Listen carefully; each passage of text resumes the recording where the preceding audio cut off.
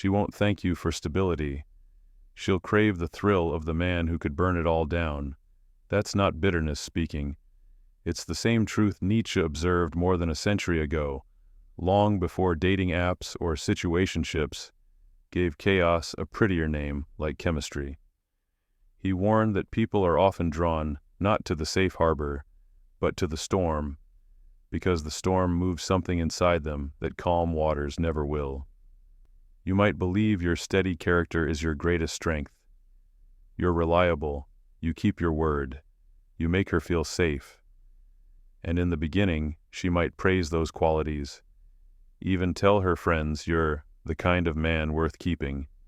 But safety, over time, can begin to feel like stillness, and stillness can start to taste like stagnation. The anchor that once kept her grounded starts to feel like the weight, keeping her from drifting toward new horizons. Nietzsche called it the will to power, not petty control, but the human drive to expand, to test limits, to overcome resistance. For some, that drive is only satisfied in turbulence. Stability can't feed that appetite. Only unpredictability can.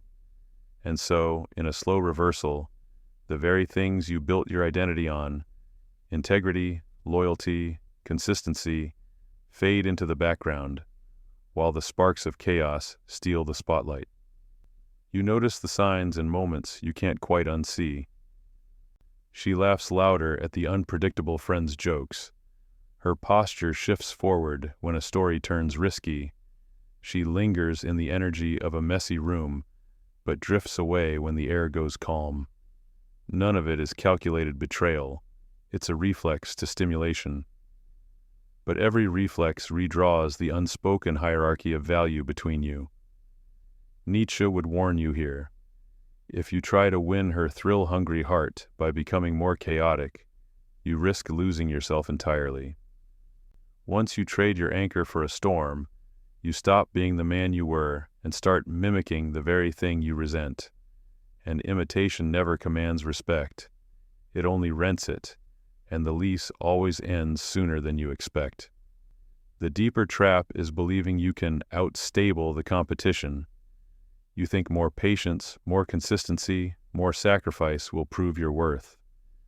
But if her compass points toward chaos, your stability isn't an advantage.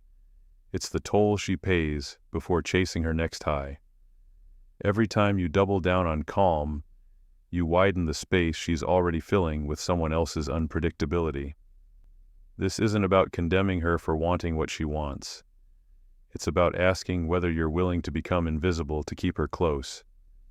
Nietzsche would tell you, the man who misunderstands the nature of desire will serve it blindly, and a servant, no matter how noble, is valued only for what he provides, never for who he is. And that's when you start to see chaos not as an accident, but as a currency.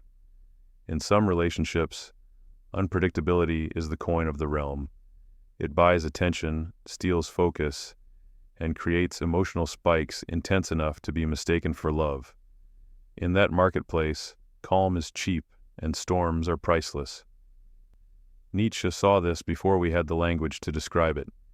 He wrote of the allure of becoming, the restless pull toward transformation, toward danger that makes the heart pound. Chaos promises that something might change at any moment, that tomorrow will never look like today. And for someone who lives off that charge, your steadiness is like a finished book. No suspense, no surprise, no next chapter. Picture a trading floor where every unpredictable move, a sudden confession, a dramatic exit, a risky leap, sends the price soaring, and every dependable move, showing up on time, keeping promises, staying composed, quietly loses value. She may never admit it in words, but her actions will set the exchange rate. You might think you're competing on equal terms, but if chaos is the currency she rewards, then your account of loyalty and patience is being spent in the wrong economy. You keep offering more of what you have, not realizing she's investing in something you neither own nor want to become. This is where many men step into a trap. adding just enough chaos to look exciting without going full storm. But Nietzsche's brutal warning is this: once you play by the rules of chaos, you no longer control the game. In that economy, the biggest spender is the one willing to burn everything down for a single thrill. And here's the cost no one warns you about. Chaos doesn't just demand your attention, it hijacks it from everything else. Your focus shifts from building your own life to managing her tempests. Your decisions start revolving around her moods. Slowly, without noticing, you reorient your identity around storms you swore you'd never chase. Nietzsche would argue that the danger isn't chaos itself, but forgetting your own measure of value. If you can't name what you refuse to trade, you'll give it away piece by piece until nothing remains. And when you finally notice the debt, you'll see it was your sovereignty you've been spending all along. So, the question isn't whether chaos is good or bad. The real question is whether you're willing to keep living in a marketplace where your virtues are worthless currency. Better to stay broke in a system you reject, or to walk away and build an economy where your values set the price. Because the real loss isn't her. It's the parts of yourself you traded away to keep her. It's the hobbies you abandoned because she found them dull. The friendships you let fade because she didn't like those friends. The opportunities you walked past because they pulled you away from her orbit. One by one, those small sacrifices stitched themselves into a straitjacket you didn't notice until you could barely move.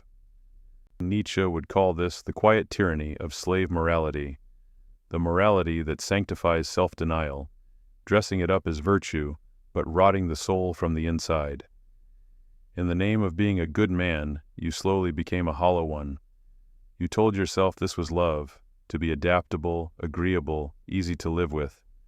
But in truth, you were building a life where your character was on trial every day, and the judge's standards kept changing.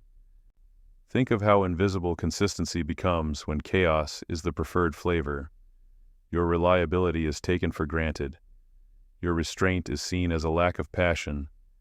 Your moral compass, once admired, becomes the silent background to someone else's fireworks. And the irony is brutal. The very discipline you cultivated to make a life worth sharing becomes the reason she looks elsewhere for excitement.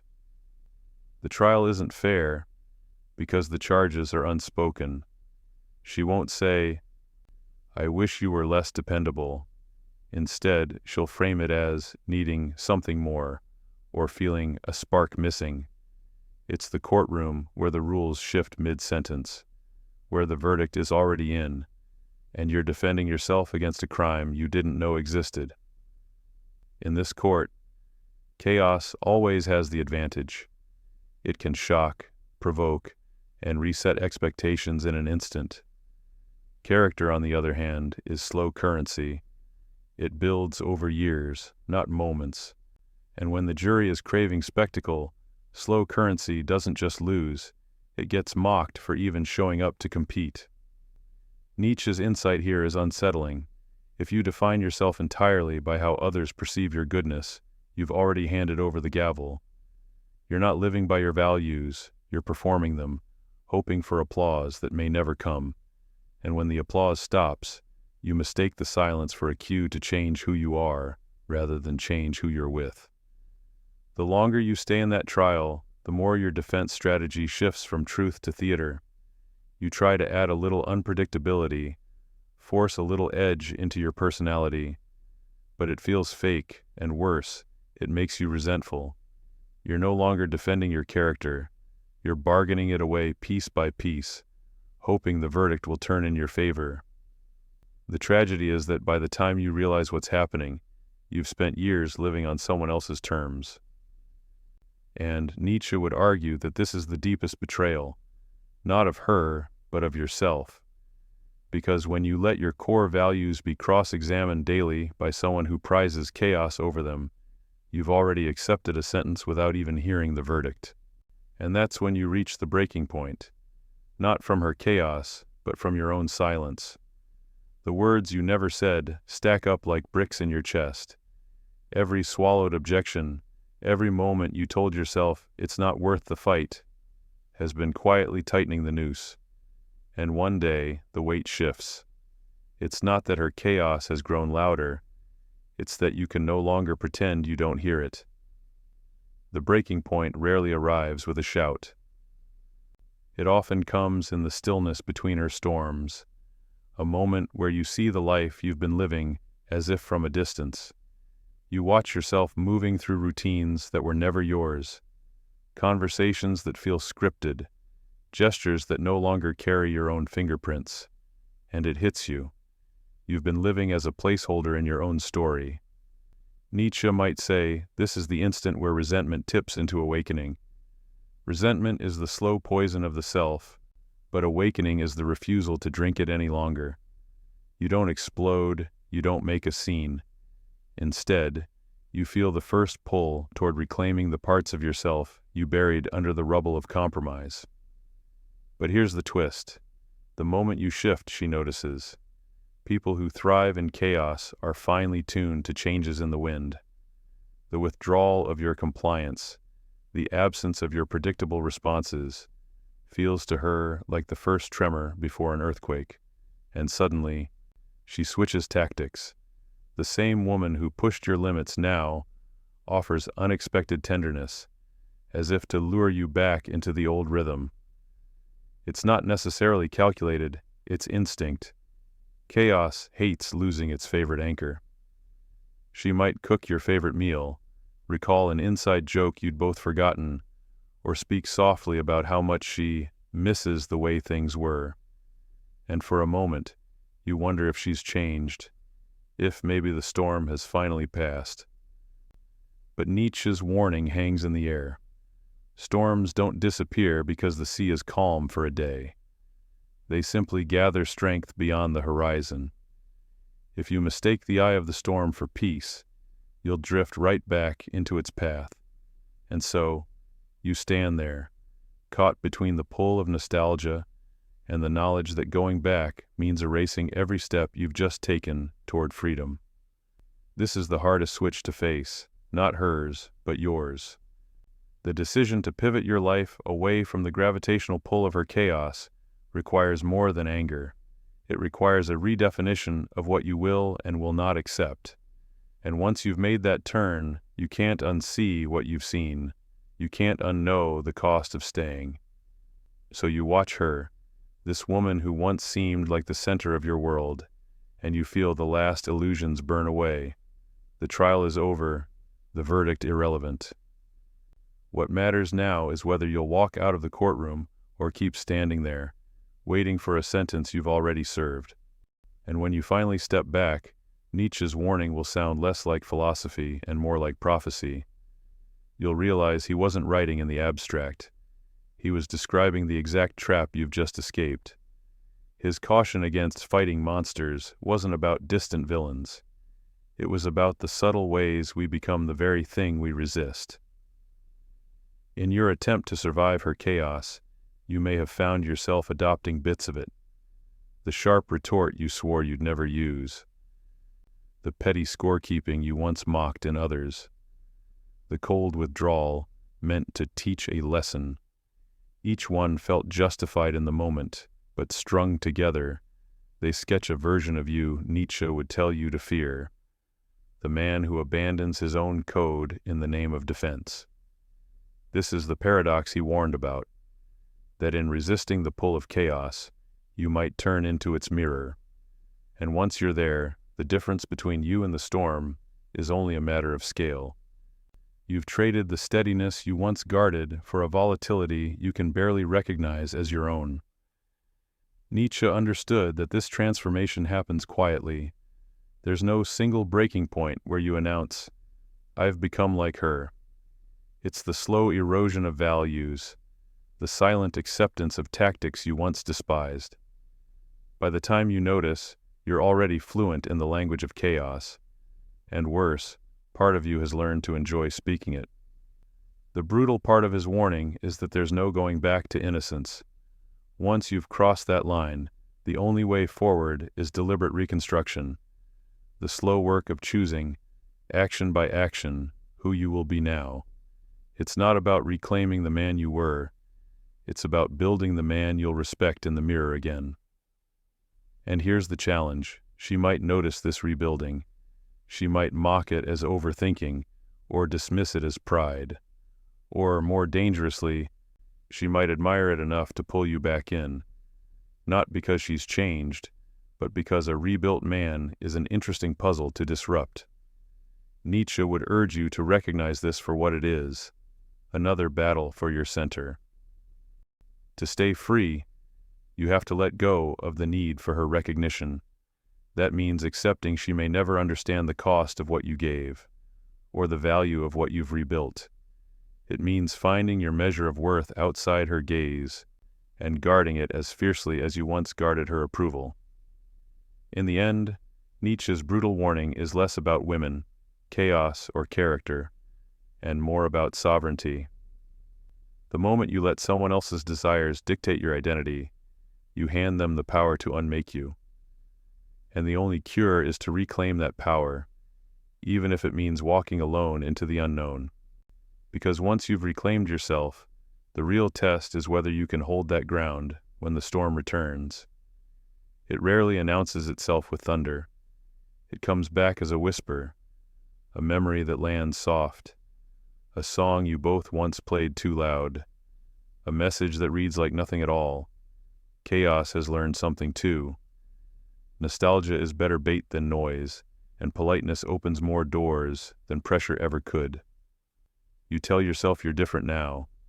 Boundaries built, routines restored, your center no longer for rent. But storms are patient the way debt collectors are patient. They wait for openings, not permission.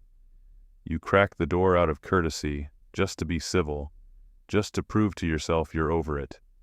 That crack is all it needs. Not to sweep you away, but to see whether your spine is still yours. Nietzsche would say this is the hour where your will is tested without witnesses. No one applauds restraint. No one thanks you for leaving a message unanswered. The battle is interior, the ache of something that once felt like home, even if that home had a leaking roof and the floorboards sank underfoot. You are not choosing between her and solitude. You are choosing between forgetting and remembering who rebuilt you. The temptation is simple. Check if she's changed. Ask a harmless question. Accept an invitation that costs nothing. But storms don't come back to be healed. They return to test if they still have the keys. She smiles in the old cadence, hits the notes she knows you hear. The conversation feels pre-written, as if your resistance were the only unsaid line. This is the use of all that hard work. The early mornings you reclaimed, the friendships you repaired, the ambitions you stopped postponing. You cannot keep rebuilding the same wall after every knock. At some point, the decision isn't about her character, it's about your jurisdiction. Do you govern your attention, or do you lease it out on short-term contracts to old habits in a new dress? The air between you has changed, but not because she has. It's you. You're not negotiating for your worth anymore. You're not auditioning for recognition. She still knows the words that once paused your life, but you've moved the furniture of your days into rooms she can't arrange. Quiet strength doesn't slam doors. It simply doesn't step aside to let old patterns back in. And yet the subtlest weapon remains: guilt. The thought that walking away makes you cold, that holding your line makes you proud. Nietzsche's voice cuts through. The price of admission to that theater is your freedom, and you've already paid it once. If you must be misunderstood to stay whole, accept the misunderstanding. If you must be called hard to remain true, wear the name and keep walking. You reach the threshold. The hallway stretches both ways. The outside light sifting across the floor like a promise. Behind you, a laughter tuned to the key of yesterday. Ahead, air that smells like rain on new stone. Your hand rests on the knob, then lifts. Your breath steadies. The choice is made somewhere neither of you can see. The door was half open. No one saw which way he went.